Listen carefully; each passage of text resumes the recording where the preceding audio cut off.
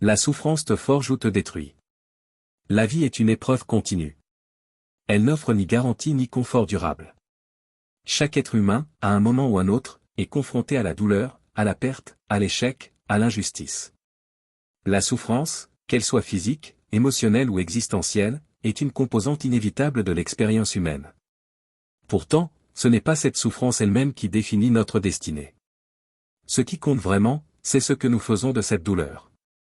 Car la souffrance a deux visages, elle peut te briser ou elle peut te forger. Et c'est dans ce choix que se révèle ta véritable nature. Le stoïcisme, cette philosophie née dans l'agitation de la Grèce antique et portée jusqu'à Rome par des figures comme Épictète, Sénèque ou Marc Aurèle, propose une lecture radicale et puissante de la souffrance. Il ne la nie pas. Il ne la minimise pas. Il l'accueille. Mieux encore, il la transforme en allié. Le stoïcien ne fuit pas la douleur. Il ne la dramatise pas non plus. Il l'observe avec lucidité. Il comprend que toute souffrance porte en elle un enseignement. Que chaque choc peut être une forge dans laquelle se façonne une âme plus forte. Mais il sait aussi que si l'on y prend garde, la douleur peut empoisonner l'esprit, nourrir le ressentiment, écraser la volonté. La souffrance peut donc te faire ou te défaire. Et cette frontière, invisible, se dessine à l'intérieur de toi. Le pouvoir du regard intérieur. Ce n'est pas ce qui t'arrive qui te détruit, mais la manière dont tu y réagis. Cette maxime stoïcienne résume une vérité essentielle, les événements extérieurs échappent souvent à notre contrôle, mais notre réaction, elle, nous appartient. Lorsque tu perds quelque chose ou quelqu'un, lorsque tu es confronté à l'injustice, à la maladie, au rejet, tu as toujours une liberté intérieure, choisir comment tu vas répondre. Tu peux te lamenter, te révolter contre le destin, te réfugier dans la colère ou dans l'apathie. Ou tu peux décider de transformer cette épreuve en force. De tirer de la douleur une nouvelle clarté. D'y voir l'opportunité de renforcer ta discipline, ton humilité, ta résilience. Le stoïcisme t'invite à considérer la souffrance non comme une ennemie, mais comme un professeur exigeant. Elle t'enseigne ce que tu es capable d'endurer. Elle te montre là où tu es encore fragile. Elle révèle les illusions auxquelles tu t'accrochais. Elle te dépouille du superflu pour te recentrer sur l'essentiel. La souffrance comme tremplin de transformation. Regarde autour de toi. Les personnes les plus inspirantes ne sont pas celles qui ont tout eu facilement.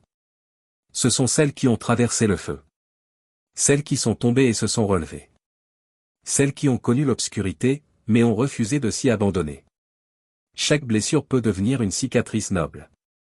Chaque perte peut ouvrir un espace de croissance. Chaque rejet peut affiner ton autonomie. Le stoïcien ne cherche pas la souffrance, mais lorsqu'elle vient, il l'accueille comme une opportunité de transformation. Cela ne signifie pas que tu dois nier ta peine. Le stoïcisme n'est pas une froide indifférence. C'est une force intérieure qui regarde la réalité en face, sans fuir, sans mentir. C'est un entraînement de l'esprit à faire de chaque difficulté un exercice spirituel. Une manière de devenir plus fort, plus lucide, plus aligné.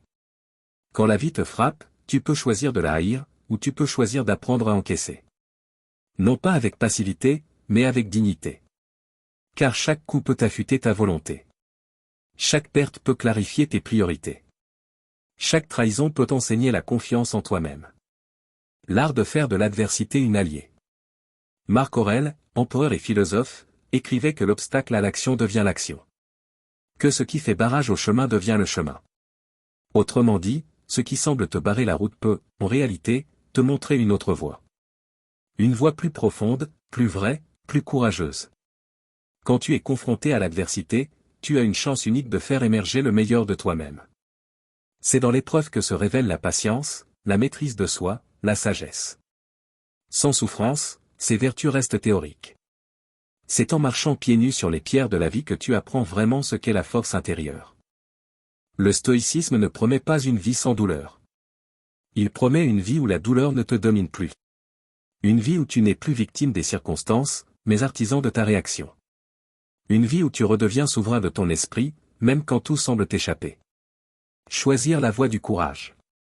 Face à la souffrance, tu as toujours deux options, fuir ou affronter. Te plaindre ou te relever. Te refermer ou t'ouvrir.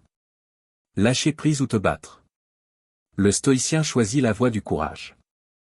Pas le courage bruyant, orgueilleux, mais celui qui agit en silence.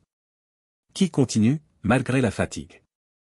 Qui persévère, même sans garantie de victoire? Ce courage, tu ne le trouves pas à l'extérieur. Tu ne le trouves pas dans les livres, ni dans les discours.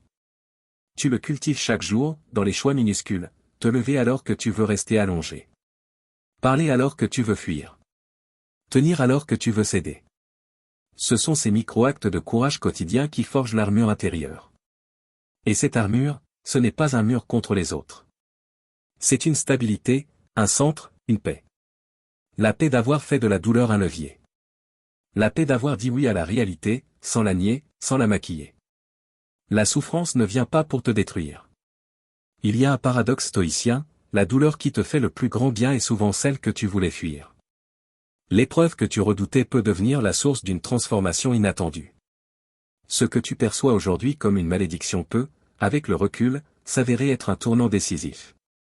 Le stoïcien ne croit pas au hasard cruel. Il croit à l'ordre de la nature. Il croit que chaque événement, même douloureux, peut avoir un sens, s'il est accueilli avec sagesse. Ce sens ne se trouve pas dans les faits, mais dans la manière dont tu les interprètes. Tu n'as pas besoin que la souffrance ait une explication extérieure. Ce que tu fais avec elle suffit. La souffrance ne vient pas pour te détruire. Elle vient pour te révéler. Elle vient pour te montrer où tu es encore esclave. Où tu as encore des chaînes invisibles. Elle vient te libérer, si tu acceptes le processus. Si tu cesses de lutter contre elle, et que tu décides de l'intégrer. Devenir plus fort que la douleur. Tu n'es pas né pour vivre dans la facilité. Tu es né pour grandir. Et la croissance authentique passe par le feu. Le feu du rejet, le feu du doute, le feu de l'abandon. Tu n'as pas à aimer la souffrance. Mais tu peux cesser de la fuir. Tu peux apprendre à la traverser. Et surtout, tu peux choisir de devenir plus fort qu'elle. Le stoïcisme t'enseigne que tu n'es jamais ce qui t'arrive. Tu es la réponse que tu choisis d'apporter. Tu n'es pas la blessure. Tu es la guérison que tu construis, pas à pas. Tu n'es pas l'échec. Tu es la leçon que tu tires, et la nouvelle tentative que tu oses. Chaque jour est une nouvelle occasion de forger ton caractère. Chaque instant de douleur est une épreuve de ta grandeur. La souffrance ne décide pas pour toi. C'est ton regard, ton choix, ton courage qui font la différence. Conclusion, la douleur comme initiation. Au fond, la souffrance est une initiation. Elle t'invite à descendre en toi-même. À découvrir des ressources insoupçonnées. À laisser tomber les masques, les excuses, les faux conforts. Elle te ramène à l'essentiel. Et si tu l'acceptes, elle te rend plus libre. Tu peux passer ta vie à éviter la douleur. À chercher la sécurité, la facilité, le confort. Mais un jour ou l'autre, la souffrance viendra frapper à ta porte. Et ce jour-là, tu auras le choix, la subir ou l'honorer.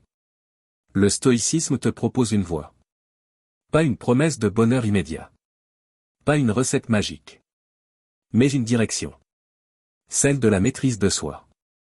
Du courage. De la liberté intérieure. La souffrance te forge ou te détruit. À toi de choisir.